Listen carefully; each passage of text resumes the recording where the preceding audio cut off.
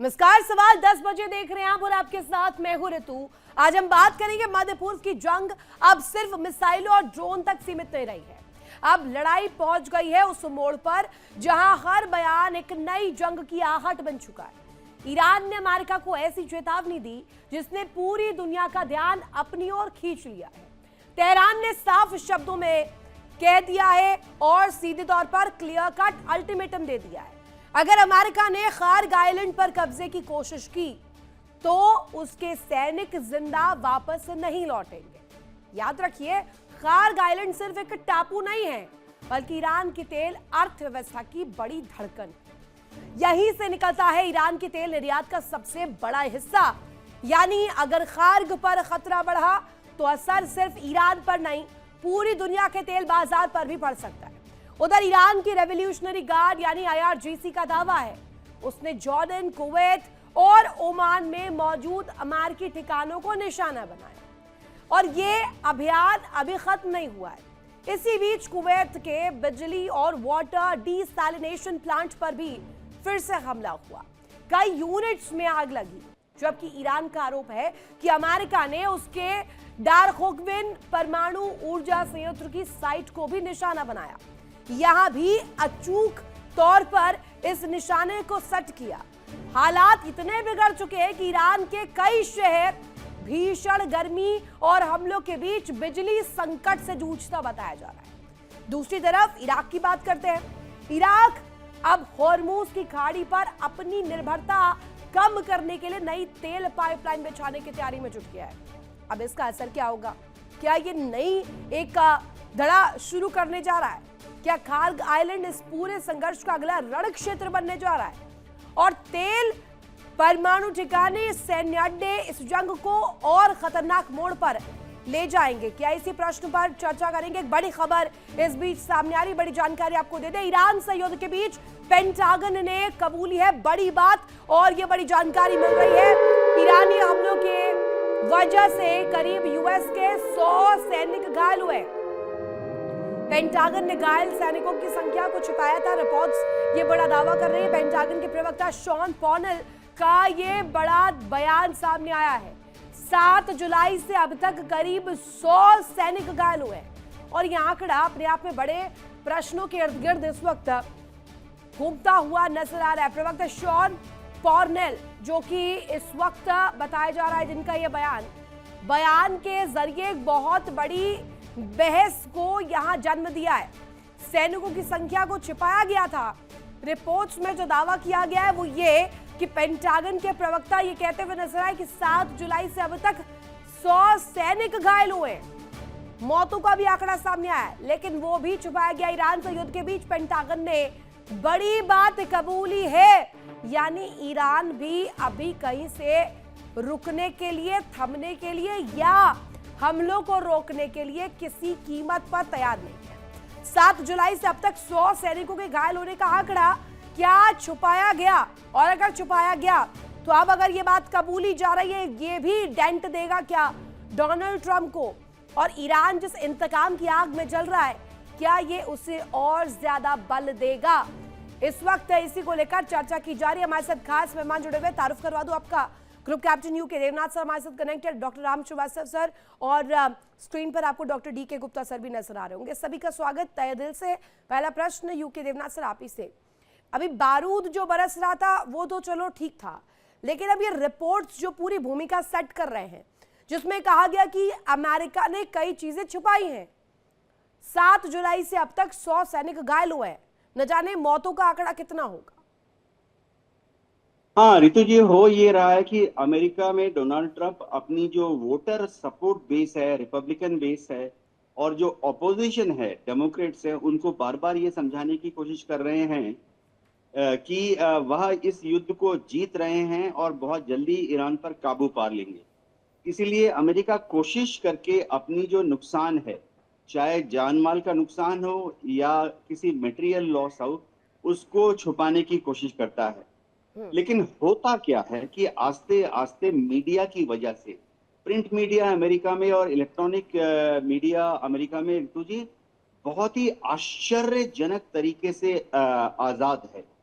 दुनिया के ज्यादातर डेमोक्रेसीज में प्रिंट मीडिया और इलेक्ट्रॉनिक मीडिया वो थोड़ा दायरे में रहती है, लेकिन अमेरिका में तो बस पता लगना चाहिए कि फलाने अस्पताल में फलाने का बेटा जिसका पैर उड़ गया था ईरान लड़ाई में वो दाखिल है।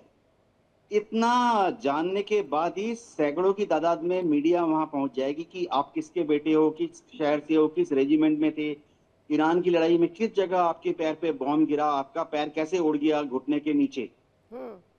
इस तरह की जो आजादी है ये अमेरिका में एक के बाद एक सीरीज में क्यों आ रहे हैं बयान? पहले हमने देखा मार्क एस्पर जिन्होंने बड़ी प्रतिक्रिया दी, उन्होंने कहा कि मिलिट्री एक्शन से कुछ नहीं होगा, आप हवाई तौर पर हमले करते रहिए, आप प्लान करते रहिए, एयर स्ट्राइक करते रहिए, उससे कोई फर्क नहीं पड़ेगा, ईरान ऐसे ही जवाब देता रहेगा। और अगर आप इस गुमान में बैठे हैं कि इससे आप जंग जीतेंगे तो ये आपकी सबसे बड़ी गलती होगी। इसी सवाल पर राम श्रीवास्तव सर से एक प्रतिक्रिया चाहूंगी, लेकिन उससे पहले एक बड़ी खबर, IRGC ने कुवैत के अरिफ जान बेस पर अटैक किया है और IRGC ने कुवैत के इस इलाके को दहलाया है। अमेरिकी मिसाइल सिस्टम को भी निशाना बनाया गया, सतह से सतह पर मार करने वाली मिसाइल अटैक इसे माना जा रखा है और ये पॉइंट टू पॉइंट टारगेट करने वाली मिसाइल्स मानी जाती है, जो कि एक सतह को पूरी तरीके से खत्म करने के लिए, उसे पूरी तरीके से राख में और बारूद में तब्दील करने के लिए पूरी तरीके से केपेबल बताई जाती है। अब इसी सीरीज के साथ IRGC ने कुवैत पर यह अटैक किया है, point two point target set किया है। राम श्रीवास्तव सर, बड़ा पॉइंट ये है कि आप चलिए ठीक है, एक तरफ मार्क एस्पर कुछ बयान दे रहे हैं, रिपोर्ट्स कुछ कह रहे हैं, रिपोर्ट्स कह रहे हैं कि अमेरिका छुपा भी रहा है आंकड़े, रिपोर्ट्स बता नहीं रहा है अंदर खाने चल क्या रहा है, सिर्फ और सिर्फ हवाई ढोंग चल रहा है अमेरिका का। लेकिन ये तलखी भी तो है, कुछ मार्क एस्पर की बातों में कुछ बल तो है। हॉर्मूज खुलवाइए, स्ट्रेट ऑफ हॉर्मूज के लिए इतनी ज्यादा तनातनी बनी हुई है, ईरान को काउंटर नहीं कर पा रहा है सुपर पावर। देखिए, ईरान को काउंटर नहीं कर पा रहे हैं सुपर पावर, और आज की स्थिति में शायद संभव भी नहीं है।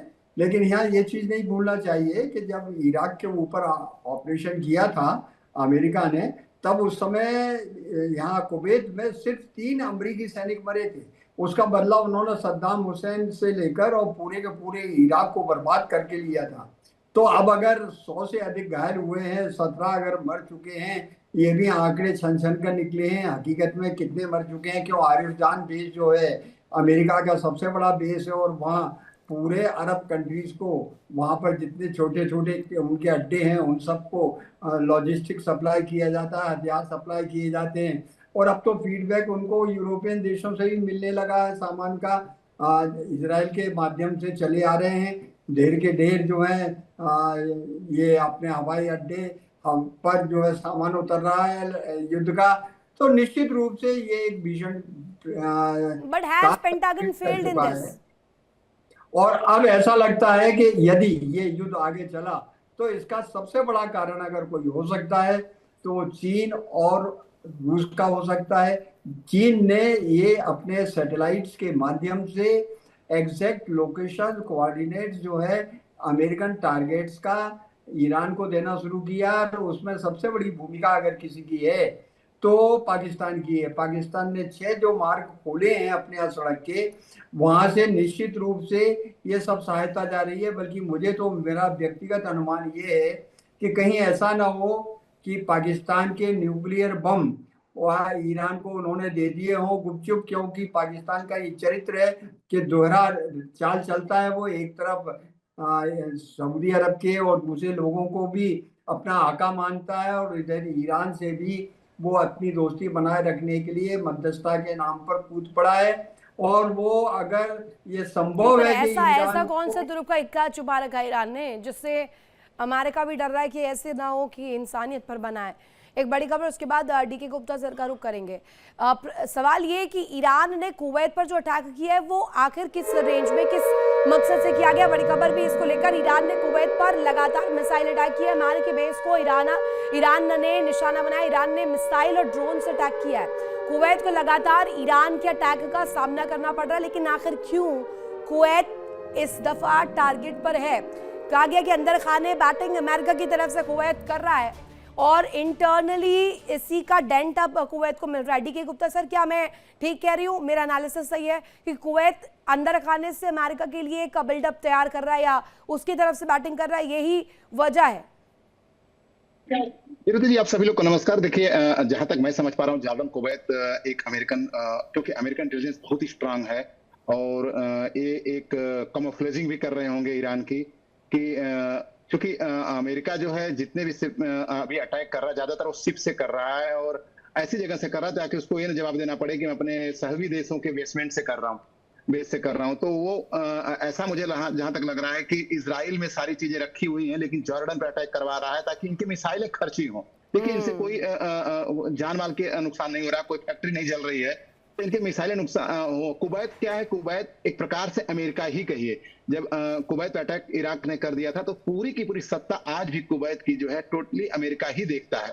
तो वहां पे जैसा वो चाहेगा वैसा करवा सकता है। तो वो कहीं ना कहीं चीजें अपनी छुपा कर रखा होगा और उसके एंटिसिपेशन में अटैक कर रहे होंगे ताकि इनको इनकी जो मिसाइल, इनको फटीग, जिसको मिलिट्री में फटीग बोलते हैं, इनको फटीग कराओ, खूब दौड़ाओ, पर ये ग्राउंडेड गड्ढा खुदवाओ, बिहेवियर तो फिर नहीं दोबारा। हुआ। बेशक से आप एंटिसिपेशन कह रहे हो, ग्राउंडेड बिहेवियर क्या होना चाहिए था इस वक्त, गुप्ता सर? जी जी जी, देखिए अभी क्या है कि अमेरिका जो चाहता था, मुझे लगता है एग्जैक्टली वही हो रहा है। सऊदी अरबिया का अगर फ्रंट खुल गया, अगर सऊदी अरबिया का फ्रंट खुल गया यमन के साथ, तो ये पाव 12 हो जाएगी अमेरिका के लिए। अमेरिका अभी एक रूट को अवरुद्ध करवा रखा था, दूसरे रूट को अवरुद्ध करवा देगा तो उस लगभग 28-30% जो देश दुनिया का ऑयल रुक जाएगा। और यहाँ पे खिसियानी बिल्ली खंभा नोचे वाली Right. बात में, और कुवैत पे, इराक पे और जॉर्डन पे इस पे अटैक करता रहेगा। लेकिन दोनों जो इकोनॉमिकली, अमेरिका तो इकोनॉमिकली देख रहा है और प्लस वो अटैक करके ईरान को वीक भी करना चाहता है। सऊदी अरेबिया से भी उसका स्कोर सेटल हो जाएगा अमेरिका, क्योंकि सऊदी अरेबिया ही एक ऐसा देश था, पाकिस्तान, जो कि अब्राहम एक्कॉर्ड को नहीं मानते और इसी की वजह से अमेरिका जरा ज्यादा झुका है पाकिस्तान की तरफ, ताकि मैं इसको छिड़ाऊं, ताकि सऊदी अरेबिया मेरे पास आए। सऊदी अरेबिया एक फ्रंट खुल जाएगा तो अमेरिका के पास आएगा, और अमेरिका के पास अगर आएगा तो अमेरिका जो उससे अपनी बात मनवाएगा। और वैसे भी मैं बता दूं कि पिछले 20 साल से क्रूड ऑयल का कार्टेल अमेरिका ही डील करता है पूरे मिडिल ईस्ट में। क्या रेट चलेगा, सऊदी अरेबिया का एक फोन करेगा वही रेट होगा। उतना ही जो ओआईसी के देश हैं, जो ऑयल प्रोड्यूसिंग कंट्री हैं, उनको बताता है कि तुम कितना तेल निकालोगे, कितना करोगे, ताकि ऑयल जो है ऐसा रहे कि मेरी कंपनियों को नुकसान ना हो। तो अमेरिका को एक फ्रंट एज यहाँ पे मिल गया है। सीरिया वाला अगर इश्यू हो जाता है तो इसका मतलब कि मिडिल ईस्ट का एक और देश अमेरिका के साथ लड़ेगा, ईरान से। जी बिल्कुल। यूके देवनाथ सर, मुझे जरा आप इसका मिलिट्री पर्सपेक्टिव भी समझाइएगा। अभी ये कहा जा रहा है कि एक बहुत vast range of series missiles की जो है वो ईरान ने छुपा के रखी हुई है। ऐसा तो नहीं है कि ये भी एक स्ट्रैटेजी है कि पहले एक फुल फ्लेजेड वॉर से पहले ही खत्म करवा दी जाए, ऐसे ही छोटे मोटे हमलों में कुवैत, जॉर्डन, बहरीन और जो सटे हुए इलाके हैं, चाहे इरबिल हो, एयरपोर्ट्स को टारगेट करना हो, इन्हीं में खर्च करवा दीजिए। उसके बाद एक फुल फ्लेजेड वॉर जब आएगी तब ईरान के पास कुछ रह ही नहीं जाएगा।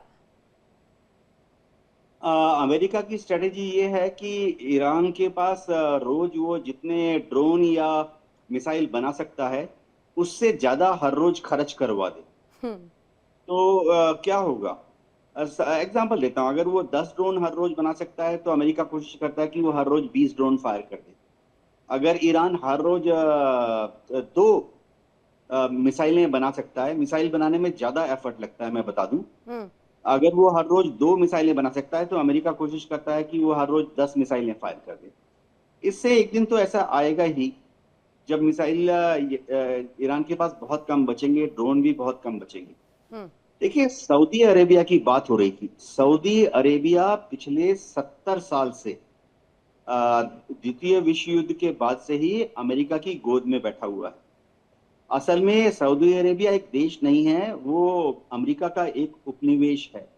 उनकी अपनी कोई फॉरेन पॉलिसी नहीं है। अमेरिका की फॉरेन पॉलिसी सऊदी अरेबिया की फॉरेन पॉलिसी है।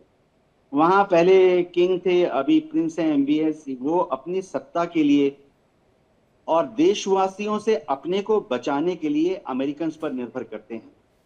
सऊदी की एयरफोर्स में 100% अमेरिकन हेलीकॉप्टर, अमेरिकन एयरक्राफ्ट हैं, अमेरिकन फाइटर्स हैं। सऊदी की नेवी में 100% अमेरिकन शिप्स हैं।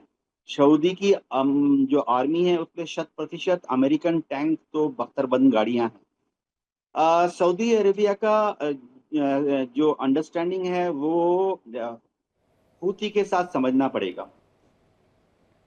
सऊदी अरेबिया के पास बहुत बड़ी आर्मी नेवी एयरफोर्स है, लेकिन वो डरते बहुत हैं हुती से। देखिए इंडिया डेली 24/7 अब आपके स्मार्ट टीवी पर। इंडिया डेली मौजूद है सभी डिजिटल प्लेटफॉर्म पर लाइव और लगातार। इंडिया डेली 24/7 हर दिन राष्ट्र को समर्पित।